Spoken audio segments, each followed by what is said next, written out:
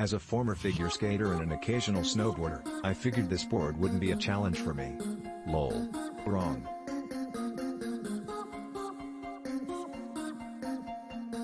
After half an hour, my thighs and knees are burning. I still need to have a chair to grab so I don't fall off, and I can only manage to rotate 180 degrees without falling. This thing spins on a dime, and I know from spinning. I have it on a high pile rug right now. For comparison, my plastic skate spinner, to practice off-ice spins, won't spin on this rug, but this board spins like a dream. If I tried it on a hard surface, I would bust my butt. Challenging and interesting, and my legs say I gotta work out. The cat is trying to use it now. If he figures it out, I'll post video.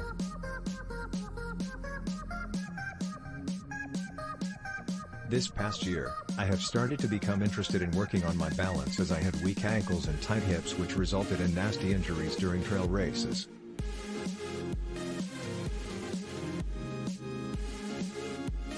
I'm starting to become a big believer that all homes should have wobble boards as they take up very little space, and even hopping on one a couple times a day for short periods can strengthen your balance, muscles, and joints.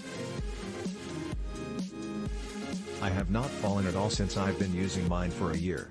But I digress. I also have always wanted to learn to skateboard, so here I am in my mid-40s trying new things. I had a $20 Yes for All wobble board I love to play with, but I mastered it and needed something more challenging.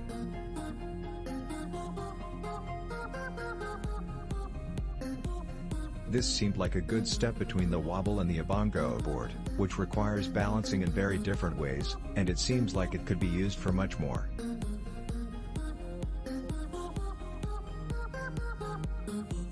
I can't wait to look at some YouTube videos for ideas for tricks and exercises to use with it. It looks so fun.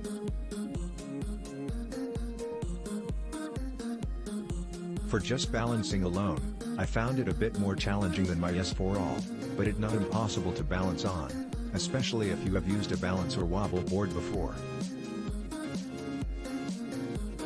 After trying it for a few minutes, I was able to stay up for about a minute.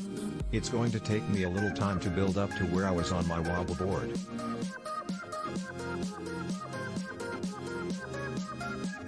I found Whirly put more pressure on my hip and thigh muscles to balance on, as my legs are much wider apart than on a regular wobble board. This is not at all a bad thing, but it may be a bit difficult for someone who has never used a balance or skateboard to get started on this. However, I totally disagree with the review that called it dangerous.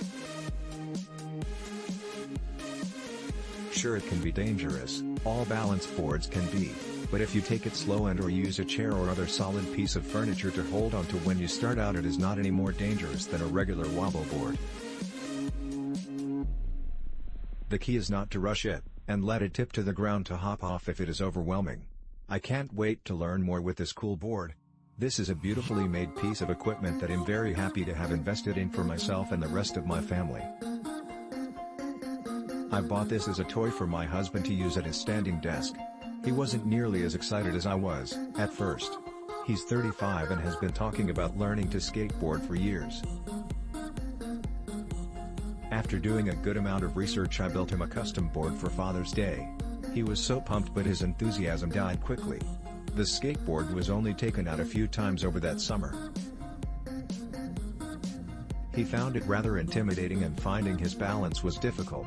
I found this awesome whirl board a bit before Christmas and it looked like the perfect tool. Something that would be fun at his standing desk and allowing him a safe and manageable space to learn to balance on an actual skateboard. I am so pleased to say my plan worked. He used his Whirly board inside at his desk for months, and the following spring, when he finally decided to try a skateboard again, he started off like a pro, or at least a 35-year-old dad of 3 that had occasionally skateboarded in his youth. Haha. Thanks for such a fun and creative tool. Even out 6-year-old loves hopping on this board and fooling around with dad. Click link in description for more reviews.